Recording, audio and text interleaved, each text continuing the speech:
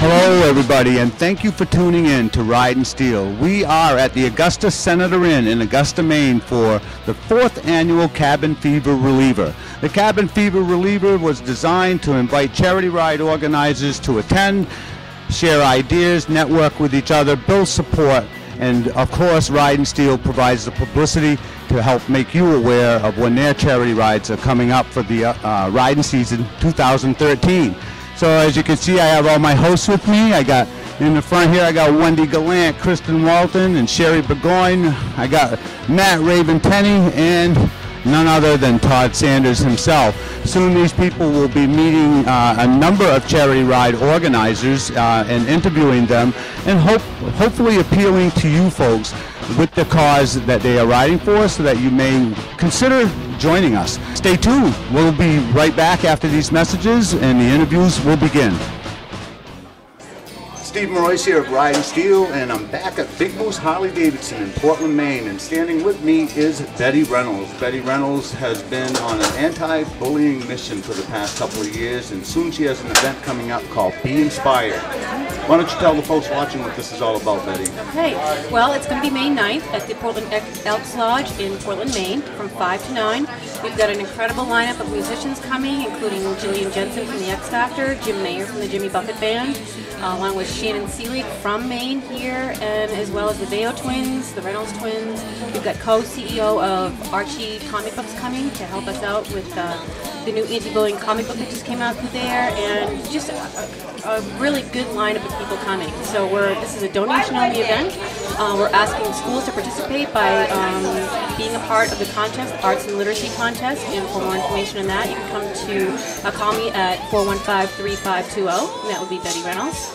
And of course, you can always find this information on ridinsteel.com as well. Go to our calendar and check out the calendar pages there. And as spring rolls around, the schools are asking for Bikers Against Bullying to ride into their schools and help their kids out. We have a lot of free things that we're giving out at this event, and we're hoping that the first 200 people will be getting as many free things as possible. We are raising money for 3 organizations that are going into the schools and making a difference. So please join us. Excellent. Thank you, Betty. All right.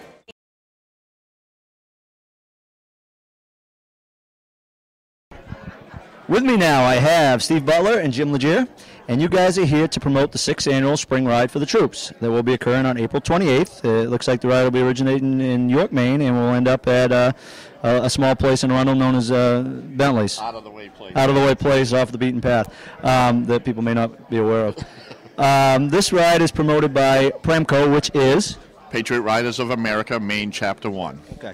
Tell us a little bit about now. We have a lot of rides that are for troops and to support troops and veterans and things like that.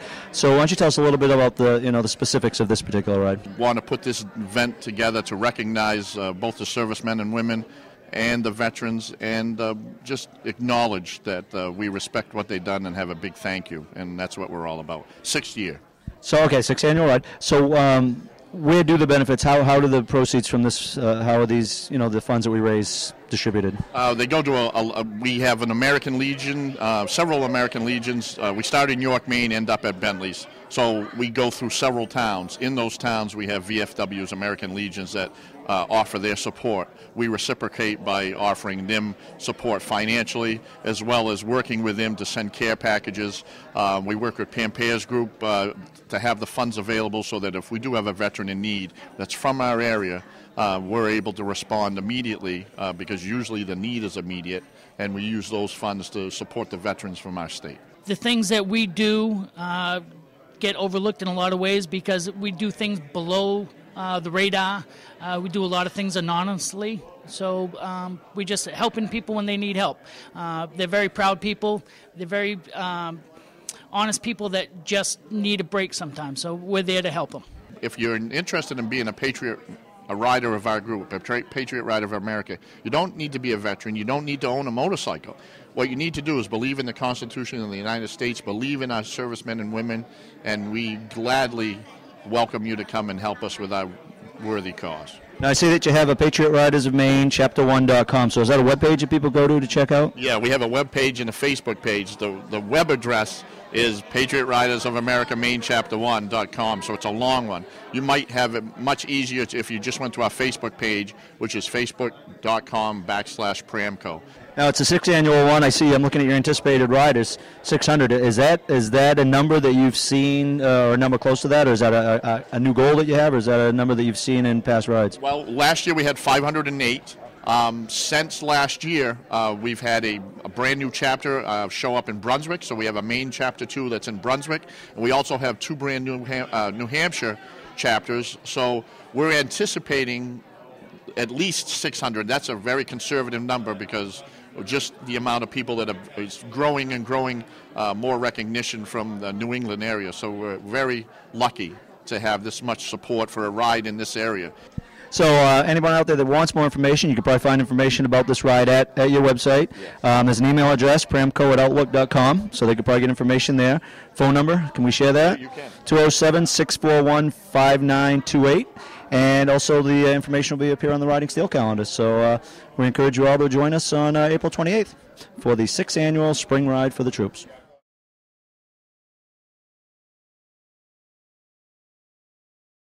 Hi, I am here with Lorraine Brown in Door Oaks, and we're going to talk today about the NAMI Ride for Mental Health. Now, Lorraine is the ride organizer, and she's going to tell us a little bit about the ride today. Now, tell us about the NAMI Ride. Well, NAMI is National Alliance on Mental Illness, and we're riding to erase stigma on mental illness. NAMI does a lot of work all across the state. We train first responders in crisis intervention trainings, police officers and health care providers and that kind of thing. And we also do suicide prevention all over the state. So that's what the ride is about. It's about bringing awareness to those issues and just pulling everyone in because we're all affected. We all know somebody who has mental illness. Absolutely. There's 1 in 4 families that are affected, and we work with both people who have mental illness and families and the communities that we all live in. Exactly, yes. I'm very aware of NAMI. I'm actually a volunteer with NAMI, and I have been for years. And it means a lot to me because actually I have gone around talking about depression all over the state, and NAMI was a big help with that for me. So I'm really excited about this ride coming up. So I want to know the details about the ride. So what day is it going to be and what time? Yes, it's on May 11th, which is a Saturday, and it's Mother's Day weekend, and we know that, so moms ride free, and anyone can be a mom. And we want everyone to come and ride. So it's May 11th. It starts at LA Harley-Davidson in Lewiston, Auburn, and then goes on to, and I hope I say this right, it goes on to the Greenwood Mountain Inn in Hebron. That's where it finishes. Okay. And the ride starts at 12 o'clock. Barbecue is included, and we have a registration fee, but the registration fee is only if you can make it, and we want you to ride with us. So it's more like a donation, yeah, it's but really a donation. You encourage people to, but they don't have to. They can come and ride without paying the registration fee. Yeah, it's about including everybody and knowing that we're all part of the same community, really. Right, and it's more of awareness is what you're doing in this ride for, is that right? Education, awareness, inclusion, absolutely. Oh, great. And you said that there was a barbecue afterwards. Yeah. Now, where is that barbecue going to be? That's at the Greenwood Mountain Inn, and the ride finishes at 4 o'clock, and Dora is one of the organizers along with me, and we got a great group of people helping, including you, I have to say. Yes. So, the barbecue is part of it at the end. Because we all want to, and there'll be a sort of festival and bands and that kind of thing. Okay, I was going to get at that next. So there is going to be bands and music. Good. So it'll be fun. Yeah, it sounds like it's a lot of fun, and I hope we get a lot of people to join this ride because it's really very important. So I look forward to it. Why don't we show your... Okay. Yeah, and how can people get a hold of you if they need to, your information? Yeah, you can call us at 622-5767. There's also a whole motorcycle thing on our website, and our website is www.namimaine.org. We're a nonprofit organization, and you can go to our website or call me or Dora, actually, at 622-5767. Great, and you'll also be seen on Ridin Steel's website, so they can find the information there as well. Yeah, we're real grateful to Ridin Steel. Thank you. Well, thank you for joining us today, and I hope that a lot of people show up for this ride.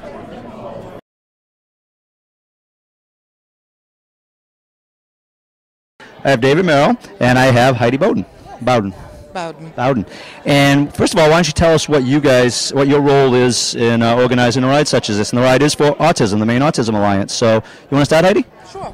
I'm with the Maine Autism Alliance. I'm the executive director, and we provide support groups. We provide educational opportunities, really trying to help children and adults with autism and their families in the state of Maine. We're a statewide agency. And so, Dave, how did you get involved in the autism or doing a ride for autism? One of the first things that I wanted to do was this year I didn't want to be like I wanted to be a player, not a participant. I wanted to help do something. My nephew has autism, Jonathan, and I just thought it'd be cool, after going to a ton of these events, to actually put one on for a great cause. And we find that oftentimes the people get involved in events such as this, you from a professional capacity, but you because you have a connection, you have someone in your life that is suffering from something such as this that we do our rides for. So why don't you tell us a little bit about the ride now? I know it's you got a lot of things going on here and a lot of things coming in different from maybe the rides that we normally do. So why don't you tell us a little bit about what if someone attends this ride, and we certainly encourage you all to attend the ride, what would they see? It's starting out at First Baptist Church in Hollowell. It's going to be a 76.1 mile ride. I got a stop in Norwich Walk at Usula County Store. Also, what I'm doing is the Dow Karate out of Farmingdale is going to do a demonstration. Vicky School of Dance is going to do a dance demonstration. Having a car show, an all-car show, and we want them to meet us and follow the bikes. So any car enthusiast out there that may be watching the show, even if you don't have a bike, certainly you can get involved in these events. And I think you mentioned all these groups you're bringing in. Information, where could someone get information about the ride if they wanted it? Is there a website or is there information that can be provided somewhere? I know that it'll be posted on the Ride and Steel calendar, so obviously the information is there. But is there a website for the Maine Autism Alliance? Yes. It's www.maineautism.org, and we have information about Jonathan's ride on that. Also, we would ask people they can go to our Facebook as well. We're really pushing the social media for this, so we would appreciate any support through the social media. What is autism? Can you tell us a little bit about what autism is for people who may have just heard the word and not know what it is? Sure. Well, I know autism all too well. My daughter was diagnosed in 2001, and it's a neurological disorder that affects areas such as communication, social skills. They can have problem behaviors, and it's one of those things, like so many of these rides that we cover for the various events or charities. Not only does it have an impact on the individual who has it, but it certainly has an impact on those around them, their family. Oh, absolutely. And that's one of the things we really try to do by providing support groups, family events. We're just opening up Maine's first Autism Community Center in Westbrook, Maine, and we're very excited about that because, the families, there's so many families out there that just feel so isolated that, it's even difficult to go to their own family outings at times. So we really want to provide a place for them. I assume in addition to the monies that are generated by the ride, are you an organization that would accept donations? Absolutely. And how would someone go about if they're watching the show, they don't ride, they don't have a car, they want to bring to a car show, how would they make a donation if they so chose? Well, they can just go right to our website. We're all set up right there, and we would really appreciate it. Well, good. Anything I've forgotten or anything we've overlooked? The thing I'd like to add is the puzzle piece for autism. So, and up until a few years ago, I wasn't even see the puzzle piece and didn't know what it meant or what it represented. So, anyone out there, they see the puzzle piece. It's autism. So that's what it represents. A piece of puzzle represents autism. So we're going to be back in just a minute. Right after this, another host will be up interviewing another ride organizer.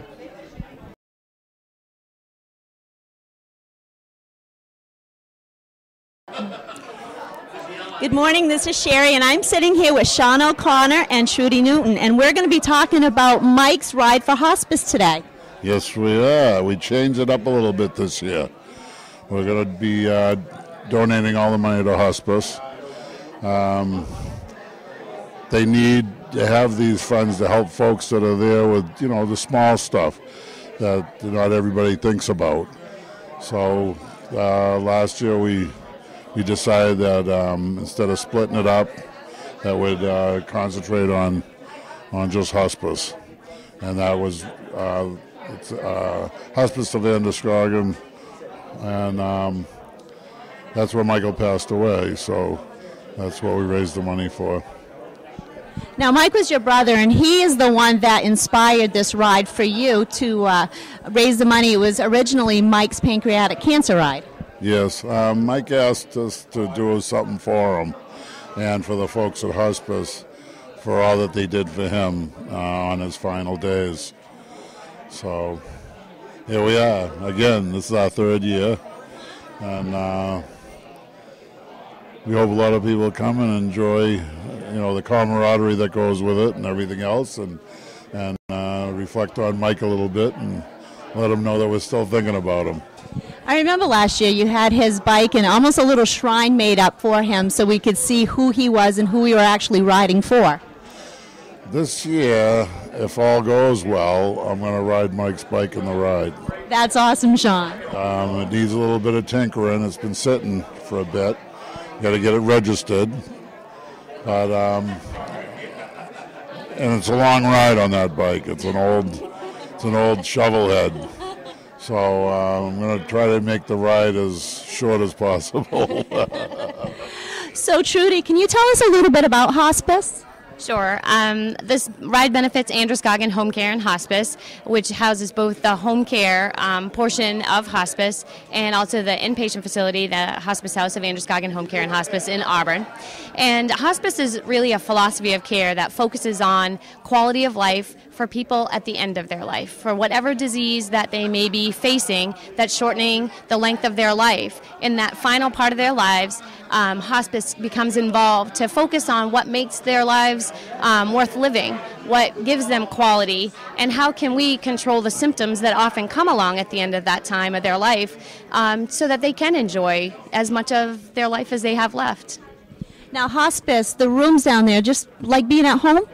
Very much so. They've tried, at the hospice house, the inpatient facility, they've really tried to create a home-like environment. So it's not so sterile. It's warm, welcoming. Each room has a living suite sort of attached to it. So there's a bedroom component to it. And then off to the side, a little bit of a living area with a couch and pull-out bed in case families want to stay there with them. But it's really warm, homey, and the staff is just out of this world. So.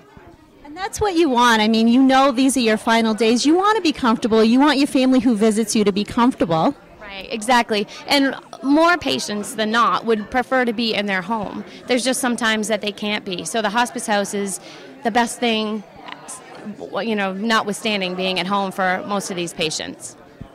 What a wonderful program it sounds like. And I don't think you need insurance to attend the hospice or be cared for by these physicians and nurses.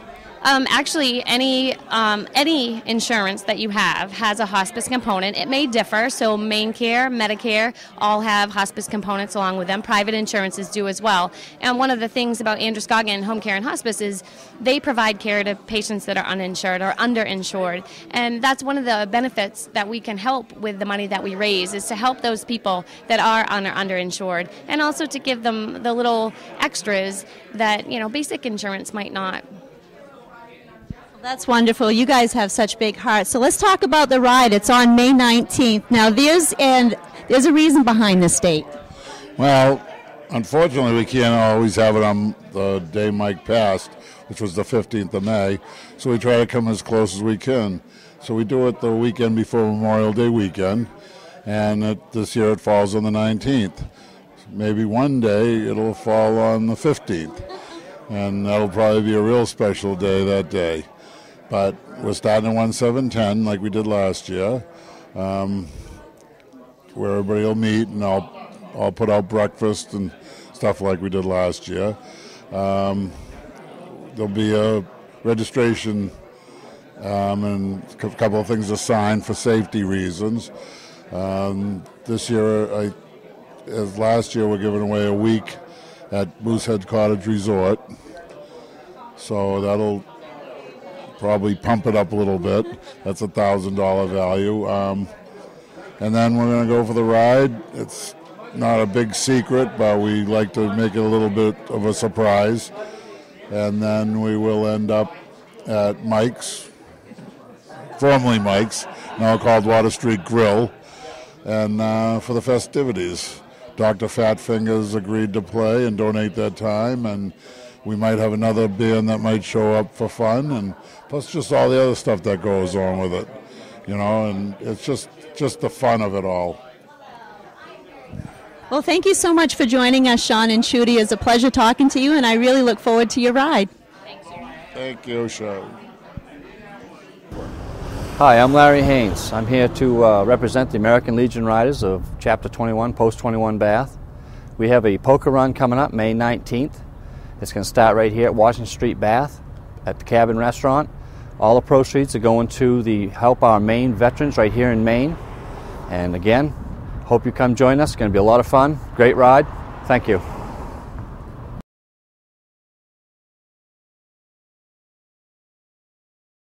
With me now, I have Gary Jasper. Gary, a friend of Riding Steel. We've covered several events that you've been at or organizing. In this case, it's the fourth annual. Is it really the fourth annual already?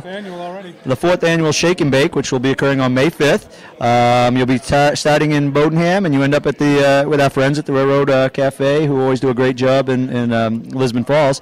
Before we talk about the ride, why don't you tell me who we've got here with us? Okay, over here is on your left, I got my wife Jane. She's the treasurer of the Healing Hearts. And behind us, we got Richard Letourneau, and he is one of the directors advocates of the Healing Hearts. Anytime you guys want to chime in, just tap me on the shoulder or something, and I'll swing the mic to you.